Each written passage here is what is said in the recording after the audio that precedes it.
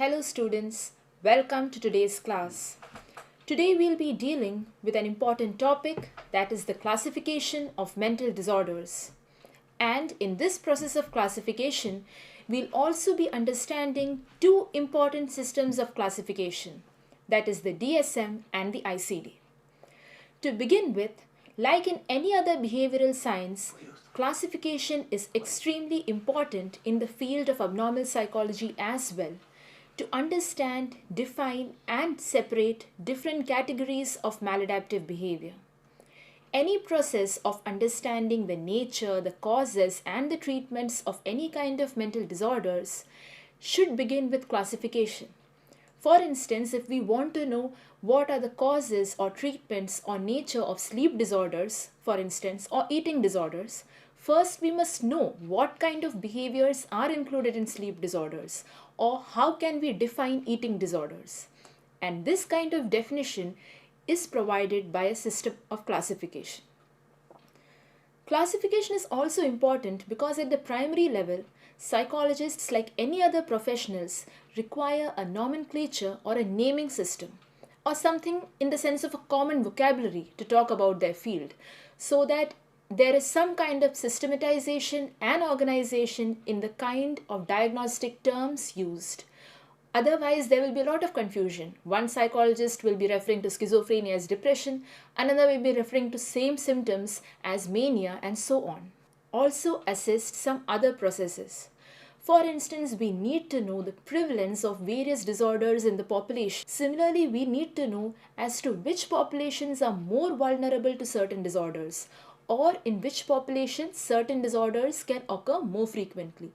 Now, all of these research firstly depends on understanding and labeling and defining what that particular disorder is. Also, when we define mental disorders and we define certain behaviors as comprising mental disorders, it also helps the psychologist to define for himself what is the range of his profession. If he knows that certain behaviors are included as maladaptive behaviors or are a part of mental disorders, he can know, yes, as a part of my profession, I need to deal with these behaviors. They come under the purview of my profession. Finally, diagnostic classification is also needed at a more practical level because psychology doesn't exist in a vacuum in the society. It has several relations with other societal institutions. For instance, you have a school and you need funding for a special education program. Immediately, you will have to give them the number of mentally retarded students or autistic students. Without diagnosis, how will you find out how many students are mentally retarded or how many students are autistic? So, diagnosis and classification is required. Similarly, insurance companies, whenever you go in for insurance or medical claims for treatments incurred on mental disorders, they will ask for formal specific diagnosis. Unless a classification and diagnostic system is there, you cannot claim for such kind of reimbursement. The usefulness of any system of classification is based on two factors. This diagnostic system is reliable and the diagnostic system is valid. Reliability indicates that different observers or different researchers or different examiners will look at the same behavior and diagnose it in the same category of mental disorders. If this kind of decisions vary from one observer to another observer, we can say that the system of classification is not clear enough or precise enough and hence is not reliable. Validity means that once we diagnose a person's behavior as falling into some category of mental disorder, we should be able to predict to some degree his future behavior and the future course of the disorder.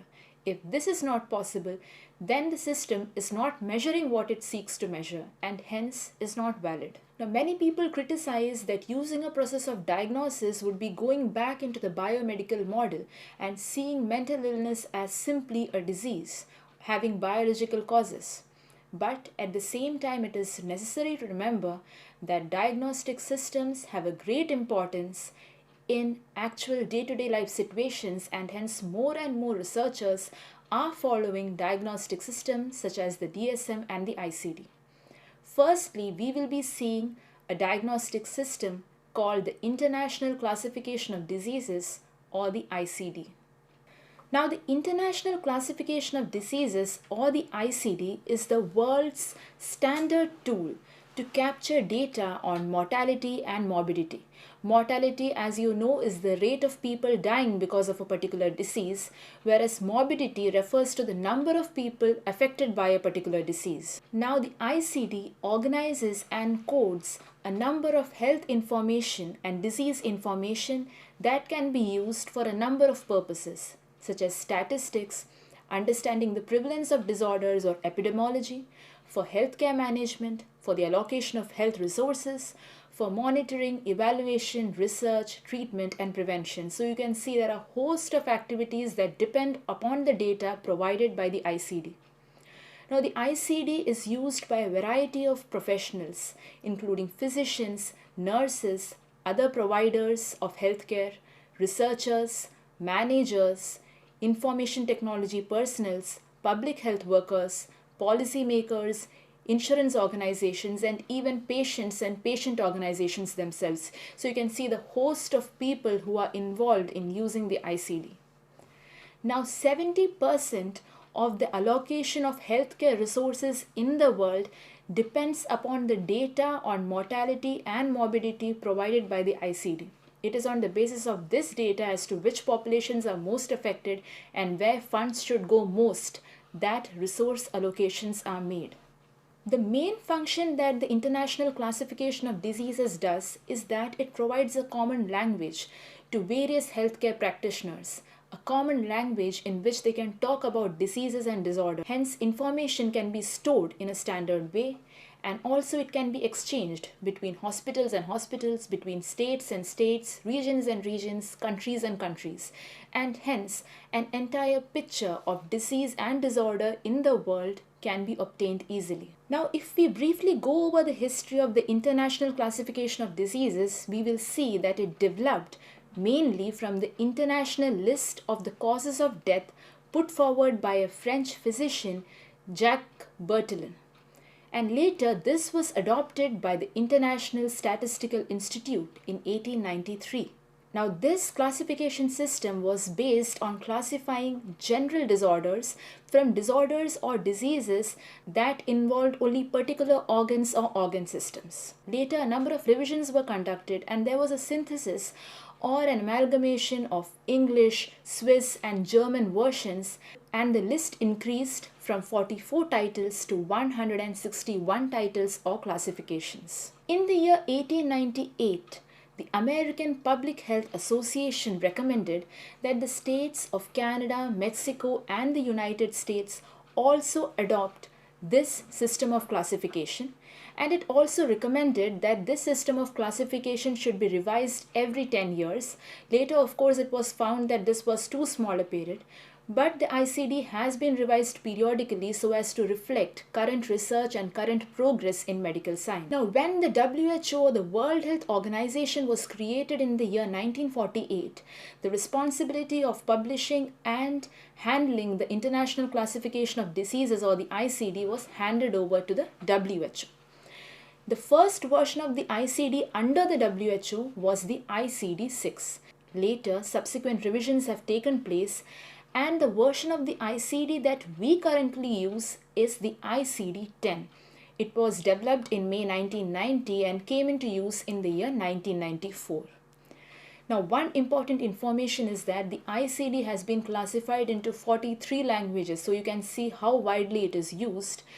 And the WHO nomenclature requires that all the countries or members of the WHO use the most current version of the classification system, that is ICD-10 for now. Now, the ICD-11 is also being expected to be out by 2015, and the people in charge of this revision are taking a very innovative approach. In fact, they are asking medical practitioners and healthcare professionals from all fields to put forward their views on the revision through a web-based portal so that a maximum broad-based analysis of all current research can be made and included in the next version. Now, mental disorders along with physical disorders also find separate codings within the ICD. Now we come to the second classification system, that is the Diagnostic or Statistical Manual of Mental Disorders, the DSM. In the late 19th century, Emil Kraepelin developed the first most comprehensive and organized system of classification, and later a number of classification systems emerged which followed this system of classification.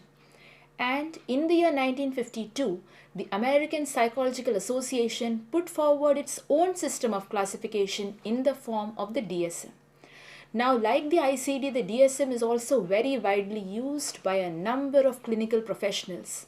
For instance, researchers, clinicians, psychiatric drug agencies, health insurance companies, pharmaceutical companies, psychiatrists, psychologists, and even patient organizations. Now, since its inception in 1952, the DSM has undergone a number of revisions.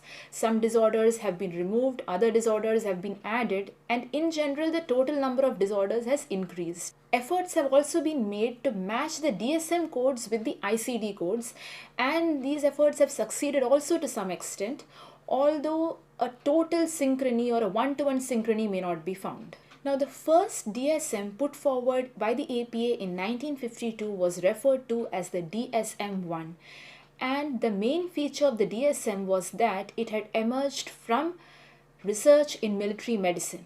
And the DSM-1 was mainly an effort to standardize the diagnostic procedures being used by military personnel during the Second World War.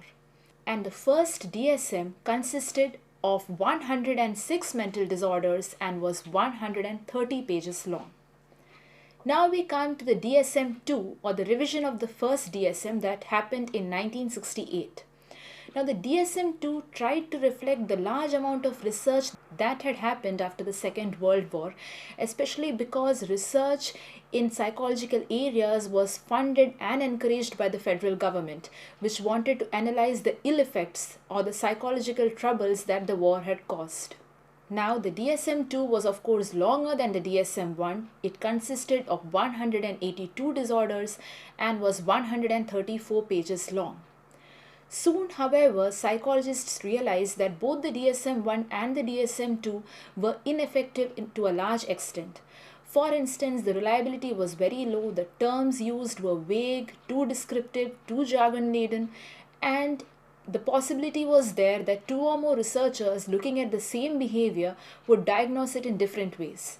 And hence, due to this lack of reliability, an effort was made to put forward another revision of the DSM in the form of DSM-3. Now, in 1974, a decision was made to revise the DSM-2, and the chairmanship of the committee to revise this manual was handed over to Robert Spitzer. Now, the DSM-3 had remarkable changes as compared to DSM-2 and is seen as the single most influential document and breakthrough in diagnostic classifications.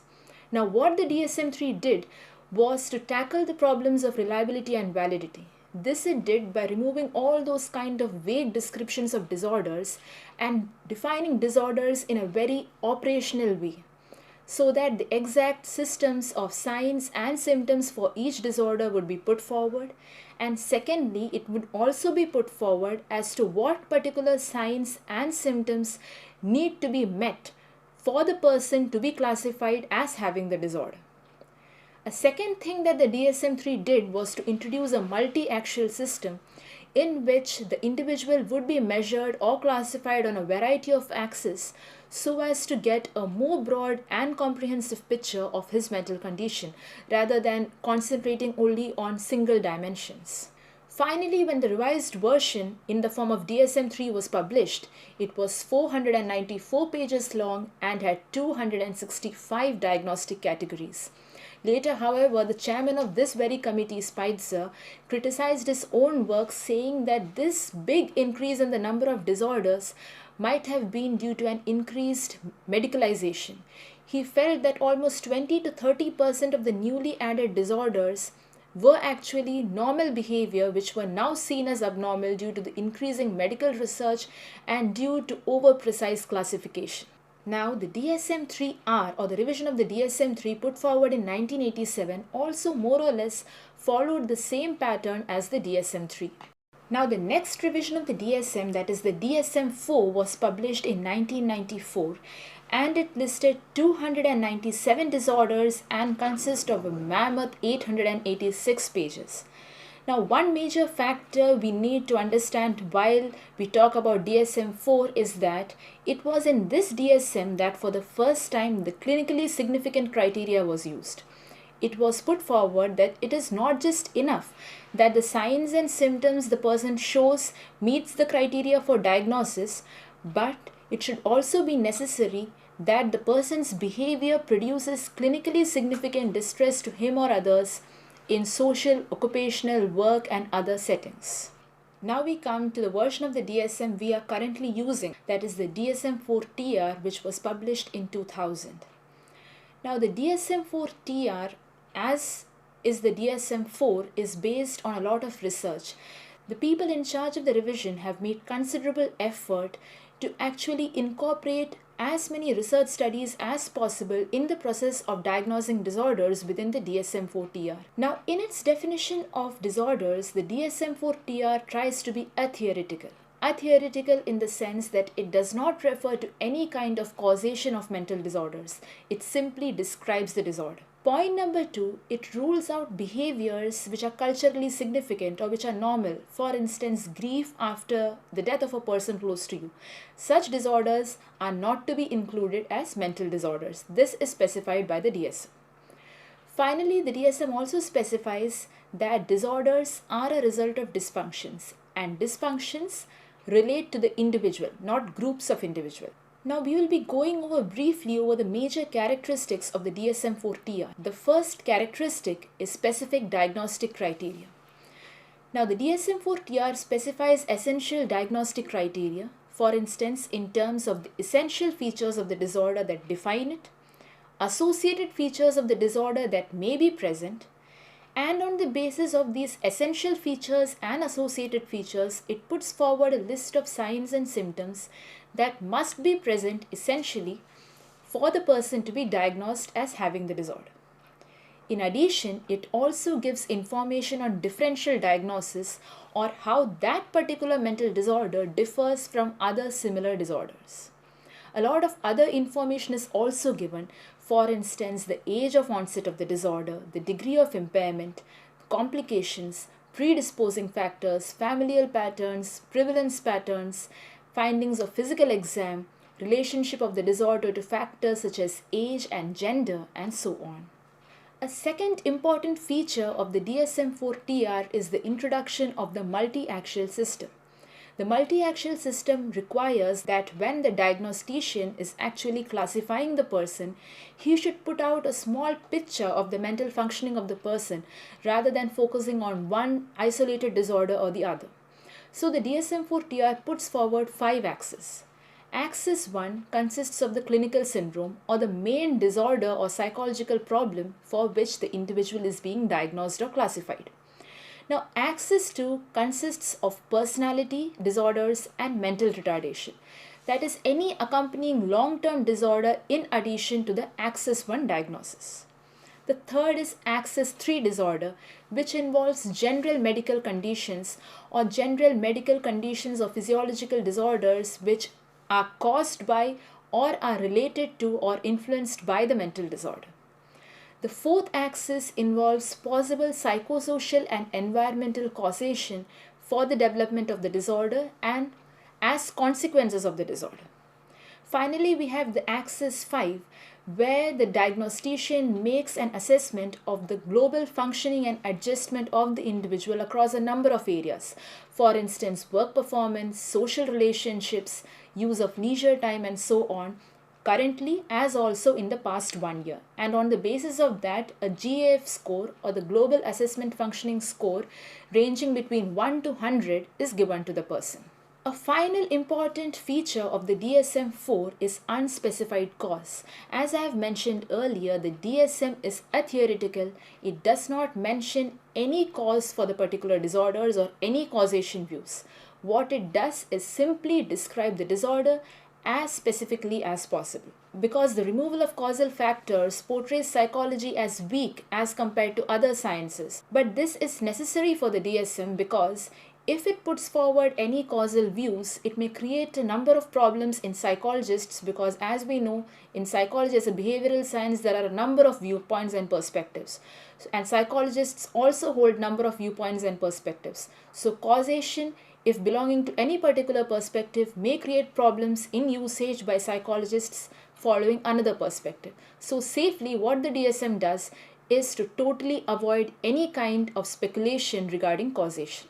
Now, the most recent revision of the DSM is the DSM5, which was published in May 2013, and yet it has not come into full use because research and validation processes are still on.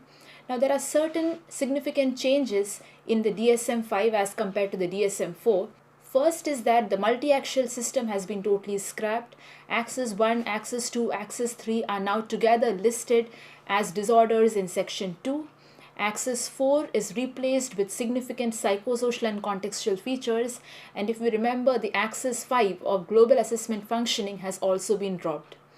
In addition, there are a number of minor changes. For instance, mental retardation has a new name, that is intellectual disability or intellectual development disorder. Similarly, skin picking disorder or excoriation or hoarding disorder is now included in obsessive compulsive disorders. Similarly, pica and rumination disorders, which were till now disorders of infancy or childhood, are now applicable to all age groups of people, including adults and old age. And so there are certain minor changes, and still questions are being raised regarding the validity and reliability of the DSM. As time progresses and as further research comes forward regarding the DSM-5, then we will be able to get a more clear understanding of what it holds for diagnostic classification of psychopathology. Now, any system of diagnostic classification has been widely criticized by a number of researchers. We will go briefly over some criticisms which are seen as most influential.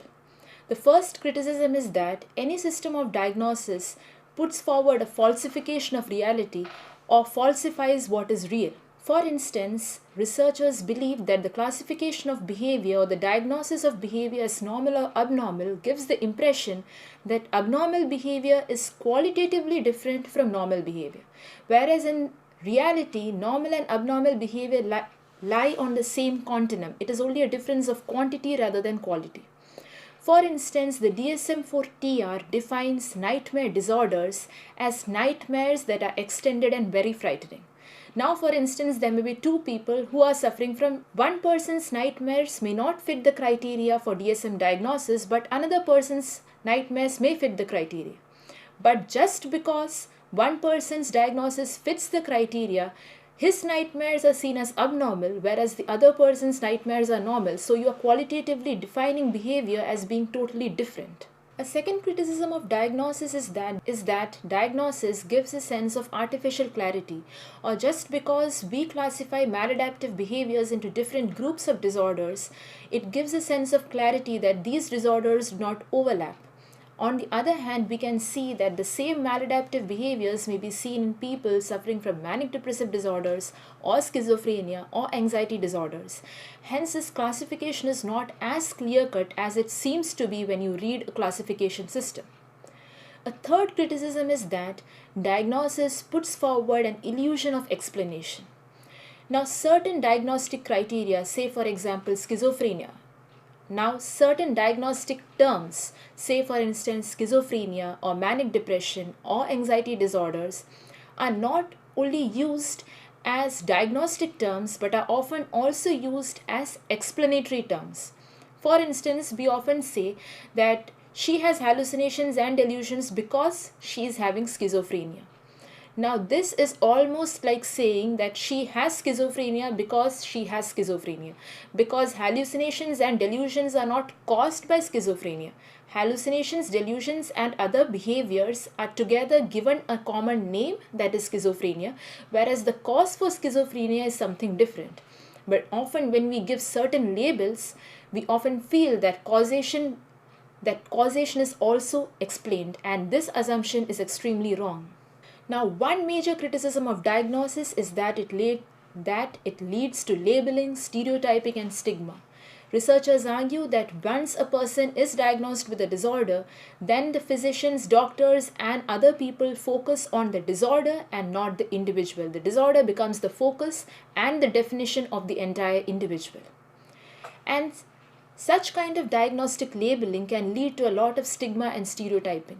Once a person receives a diagnosis of a disorder, it is kind of a certification that he has a mental illness, and it may create a lot of problems in occupational and social rehabilitation and in the maintenance of personal relationships. Often, when the individual does not succeed in rehabilitating himself into the normal society, he may adopt the sick role and continue to be a mental patient all throughout his life. Another major criticism raised is that diagnostic systems such as the DSM arbitrarily divide people into abnormal and normal depending upon arbitrary cutoffs. For instance, two persons may be facing the same level of mental distress, but one is seen as abnormal and the other normal just because they do not satisfy some particular criteria of DSM diagnosis. Hence, they have recommended a dimensional classification where instead of giving a single classification, say for example manic depressive disorder, the person would be given a score on a number of dimensions, say for example anxiety, sleep disturbance, and so on, and other such components of the disorder. Another major criticism raised is the cultural bias. Researchers strongly criticize that the entire diagnostic system is based on a Euro-American outlook towards maladaptive behavior, and it does not give proper recognition to a number of cultural factors. Efforts have been made to include cultural considerations within the DSM. For instance, the DSM now has culture-bound syndromes as a section.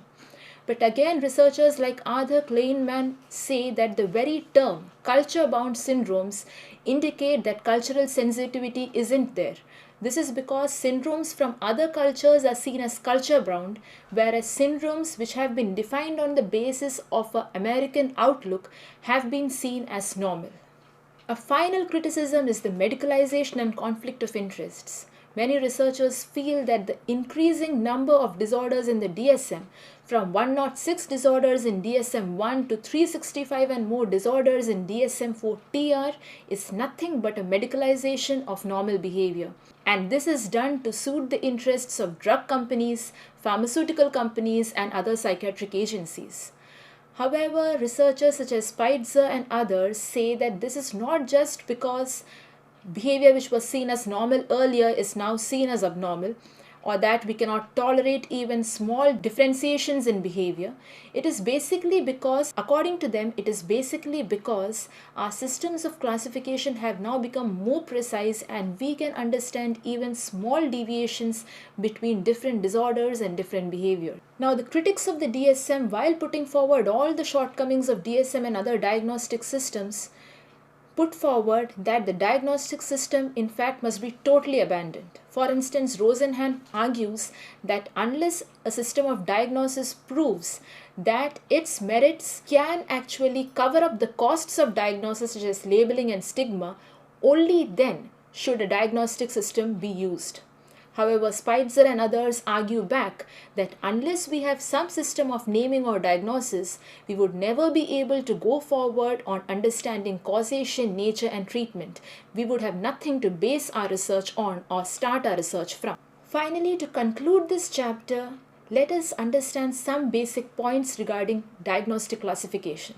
Firstly, although we have come a long way from the DSM-1 to the DSM-4-TR and from the ICD to the ICD-10 and 11, which is going to come in 2015, what should be remembered is that diagnosis should involve cultural sensitivity. It should overcome deficits such as labeling as also medicalization, and efforts should be made towards achieving these goals. Secondly, a diagnosis, whether it is from any source, should not be seen in itself. It should be seen along with other sources of information from the patient and from his socio-cultural backgrounds. Thirdly, what you have to remember is that a diagnosis classifies disorder. A diagnostic system never classifies individual, and the individual is not defined by the diagnosis of the disorder. And language is very important, whether you use it in your daily lives or whether other professionals use it. Usually we often refer to a person as she is a schizophrenic, or he is a manic depressive. The correct usage would be she is a person with schizophrenia or he is a person with manic depressive disorder. You cannot actually refer to the entire person in terms of the disorder. So the thing you should take back with you today in class is that although diagnosis is an important element and diagnostic systems are essential in our field, yet we should remember that the person is not the diagnosis. The person is different from the diagnosis.